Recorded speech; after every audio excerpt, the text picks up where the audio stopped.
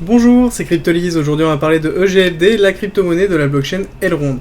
Alors Elrond, c'est une blockchain qui est assez connue, qui est même reconnue pour sa capacité à nous proposer un service de niveau 1 qui est quand même excellent et qui a une communication et un marketing qui est quand même très bien fait. Elrond, donc, c'est une Layer 1, c'est une blockchain qui a pour vocation de fournir un écosystème pour les développeurs pour construire justement des applications sur une blockchain distribuée. Et justement, c'est le principe. À côté, ils ont une méthodologie de stacking qui est quand même très intéressante avec un validateur qui a à peu près un return de 20%, un delegator qui va être dans les alentours de 18%, sur lequel on a quand même des grosses rewards à posséder du EGLD. Vous allez voir, c'est pas que ça, il y a plein d'autres choses, mais à côté, nous avons surtout une société qui est tournée vers les sociétés avec une personnalisation de la blockchain pour pouvoir proposer justement une solution adaptée aux fonctions des différents besoins des sociétés avec justement une personnalisation de leur solution. À côté, leur solution, elle est justement structurée autour du sharding, avec un sharding qui est quand même plutôt bien fait et une notion de multiplication du sharding pour pouvoir justement absorber la scalabilité, le nombre de transactions effectuées sur la blockchain. Et à côté, nous avons quand même quelque chose qui est solide à travers plusieurs petites choses, comme par exemple la mise en place de leur consensus, qui est très intéressante, la notion de leur délégateur et de leur validateur, qui est intéressant aussi, et surtout la notion de VM, qui est multiple engine, sur lequel on va avoir des virtual machines qui vont pouvoir soit être Solidity ou même qui vont permettre l'exécution de smart contracts en plusieurs autres langages. Donc on a quand même quelque chose qui est open sur tous les différents types de langages. À côté, nous avons aussi un gros écosystème, c'est une des grosses forces de Elrond et c'est pour ça qu'on en parle régulièrement. On a beaucoup d'applications qui sont déjà construites sur l'écosystème d'Elrond. Et à côté, nous avons notamment Maiar. Maiar qui est leur cœur de lance, leur fer de lance, sur lequel nous avons notamment un DEX, parce que c'est un DEX, mais qui n'est pas qu'un DEX, qui permet aussi d'être un wallet, une gestion d'Elrond, de toutes les blockchains, enfin de toutes les cryptos qui circulent sur Elrond, et à côté nous avons pas mal d'incentives qui se trouvent, avec notamment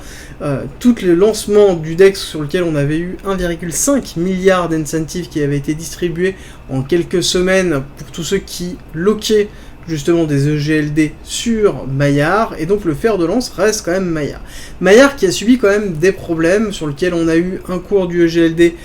qui s'est décorrélé, et donc du coup on a eu des grosses opportunités d'arbitrage. Ces opportunités-là ont été utilisées, c'est pour ça que Maiar a été arrêté durant quand même une certaine période, sur lequel on a quand même une petite complexité sur la validation, et en tout cas la sécurité liée à Maiar. Bon, c'est quelque chose qui est courant dans les blockchains. Pas plus tard qu'hier matin, je vous ai parlé dans la quotidienne d'un protocole qui s'était fait hacker.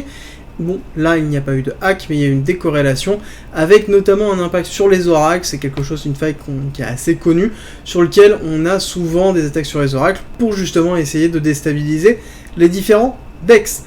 Alors, au niveau d'Elrond, ce qui est intéressant déjà de base, c'est que la technologie en elle-même, elle est quand même solide. On est sur une Layer 1 qui propose un kit de développement qui est quand même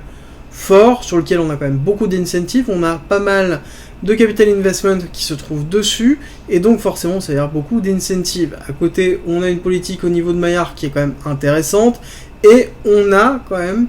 un écosystème qui est gros, qui est valide, sur lequel on a beaucoup d'applications. On a vocation à aller sur Elrond pour utiliser les différentes plateformes qui sont dessus, et donc ça donne une utilité à Elrond, et ça lui donne une force pour se préparer pour le prochain bull run. Alors, nous avons terminé la partie fondamentale, on va attaquer la partie technique.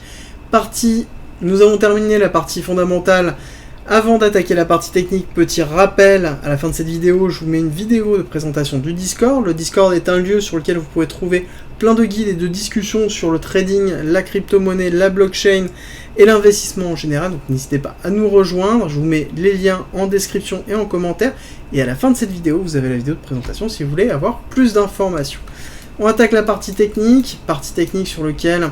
nous avons une courbe quand même qui est quasiment parfaite sur un schéma IoT de vague 1, vague 2 puissante, la vague 2 avec un travail de zone vraiment essentiel sur les order blocks qui ont été effectués. Donc nous avons ici une accumulation, accélération haussière qui s'effectue début 2021, classique sur l'avènement de la DeFi avec la saturation d'Ethereum, et donc tout le monde cherchait des blockchains Layer 1 pour pouvoir construire leurs applications en DeFi sans avoir à payer, et en tout cas à gérer les frais liés à Ethereum. Donc du coup on a eu une explosion de toutes les Layer 1 et Ethereum en fait partie. Ensuite nous avons eu un retracement classique, réaccélération, accélération sur avril, et nous avons eu un retracement sur lequel ça a entamé avant la chute de mai, et nous avons bien eu la chute de mai sur lequel nous avons une accumulation qui s'est effectuée durant l'été avec l'accélération en août, septembre, octobre pour arriver jusqu'à fin novembre avec le maximum qui a été atteint, un ATH à 546 avec le lancement de Maillard. Donc toute cette bougie là ici, toutes ces bougies là qui se trouvent ici, c'est le lancement de Maillard sur lequel il y a eu énormément d'incentives pour acheter de l'EGLD, peu importe le prix. Il y a beaucoup de personnes qui ont acheté de l'EGLD passé 480, 500, voire même 400, et donc forcément lorsque l'on a eu une modification de l'incentive, en tout cas du calcul de l'incentive, de la distribution de l'incentive, on a eu forcément un décrochage réel de l'EGLD, et donc beaucoup de personnes se retrouvaient bloquées avec des EGLD achetés très haut, et sur lequel on a eu après derrière un gros décrochage avec l'ensemble du marché qui a emmené Elrond. À côté, en termes de schématique, nous avons un schéma parfait, ici BC, ARST, SO, UT, UTAD, sur lequel on a eu gros UTAD avec un retravail ici de la zone du SO qui est en train de se faire pour repartir à la hausse et nous faire un nouvel ATH. Néanmoins, nous sommes en train de travailler des zones importantes ici. Nous avons fait une incursion dans l'order block qui se trouve lors de la deuxième accélération. Donc là, on a une première accélération, retracement, deuxième accélération, on a une consolidation avec du gros volume. On n'a pas encore atteint ici le 272 qui se trouve justement sur cette impulsion baissière, mais on a atteint l'objectif 2 de la première impulsion baissière qui se trouve un peu plus haut, sur lequel donc nous avons des objectifs classiques, mais ce qui est intéressant de voir, c'est que nous avons ici quand même des patterns qui montrent quand même une petite faiblesse d'Elrond au niveau de l'EGLD, sur lequel nous n'avons pas un EGLD qui performe. On a actuellement toutes les altcoins qui sont en train de performer grâce notamment à Ethereum, et aussi Bitcoin qui performe. Là actuellement on voit qu'on n'a pas dépassé le top qui a été effectué en juillet, alors que beaucoup d'autres altcoins ont fait un nouvel ATH, sur lequel on ne voit pas ça au niveau d'Elrond, ce qui nous laisse à penser que nous n'avons pas terminé la schématique d'accumulation basse, parce que nous avons une grande accumulation qui se trouve ici en SC, AR, ST, AR, STB, donc on a fait la prise de liquidité, rappel, accumulation de Wyckoff, volonté d'accumuler un maximum d'Elrond, en tout cas de tokens sur lequel derrière on fait de la manipulation de prix, on va créer de la liquidité basse, donc ce qui est à travers le SC et le ST, on va prendre ces liquidités avec le STB, là nous sommes dans le STB, et là nous avons une autre accumulation qui est en cours, en SC, AR, ST, sauf que là on voit bien qu'on a une faiblesse d'accélération, on n'a pas justement un Elrond qui est en train de s'envoler, c'est-à-dire qu'il manque de dynamique haussière, il manque de pression acheteuse, et que majoritairement on a quand même de la pression à la baisse, et je vous ai donné notamment les objectifs ici, qui est 272, qui serait dans les 31 $ pour Elrond, à minima j'aimerais bien qu'on reteste les 38 $ pour aller chercher ce SC qui se trouve là, donc faire SC, AR, ST, voire possiblement STB, voire possiblement Spring, donc une double prise de liquidité. On a un autre niveau qui est important, qui est les 15 $, le 382 d'extension, pourquoi pas, sur lequel on pourra avoir quand même très bas, hein. C'est 15 $ sur le GLD, bon, qui nous laisse quand même avoir, mais le 31 $ me semble quand même beaucoup plus probable dans une continuité baissière forte sur lequel on pourrait avoir un décrochage, surtout qu'on a quand même quelque chose, malgré le fait qu'on a un total market cap qui est en train de pousser, on n'a pas de poussée réelle sur le GLD, donc ce qui montre quand même un petit signe de faiblesse au niveau des cours. Derrière, en termes de perspective, c'est une blockchain qui fondamentalement est quand même solide, sur lequel on a un écosystème qui gravite, qui est fonctionnel, sur lequel on a quand même pas mal d'utilisation. Donc on pourra attendre sur le prochain bull run une grande vague 3 impulsive, avec un objectif de 1,618 nombre d'or, avec un EGLD qui atteindrait les 900 $, bien évidemment, sur le long terme et la fin du bull run, parce que une vague 3 impulsive se décompose, on ne l'oublie pas, en fractalité, donc c'est-à-dire en 5 vagues elles-mêmes, vague 1, vague 2,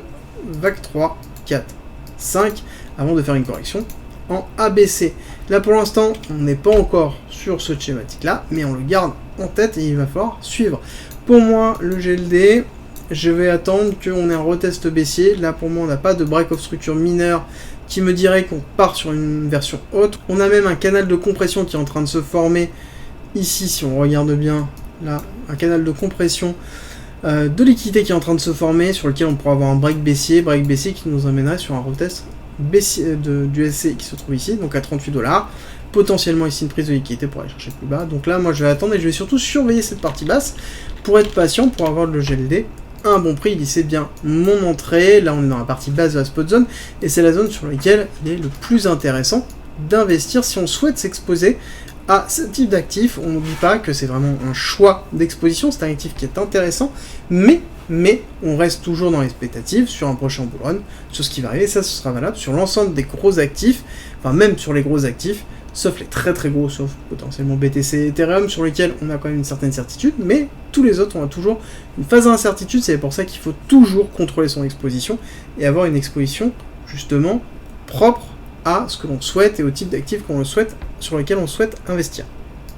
Rejoins le Discord, c'est un lieu unique qui réunit toutes les informations sur l'investissement, le trading, la crypto-monnaie et la blockchain. Tu y trouveras notamment toutes nos annonces, une bibliothèque remplie d'informations mises à disposition gratuitement pour tout comprendre, des salons de discussion pour pouvoir progresser ensemble sur la crypto-monnaie, la blockchain,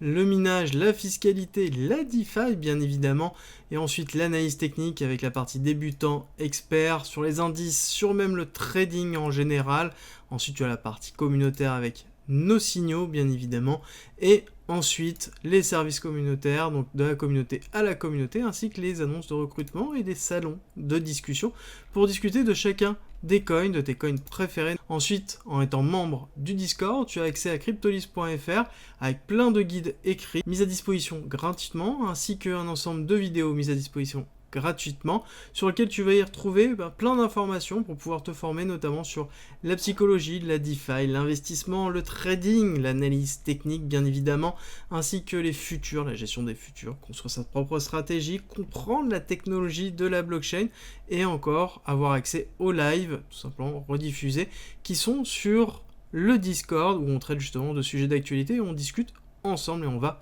plus loin. D'ailleurs, si tu veux aller plus loin, le premium est à disposition et n'hésite pas à nous rejoindre sur le Discord et à poser des questions dessus, tu auras toutes les informations. Si tu aimes mon contenu, like, partage et abonne-toi, ça m'aide énormément.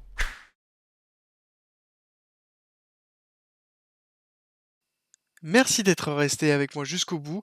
abonne-toi, partage si t'as aimé et rejoins-nous sur Discord, c'est avec plaisir qu'on t'accueillera et à très vite.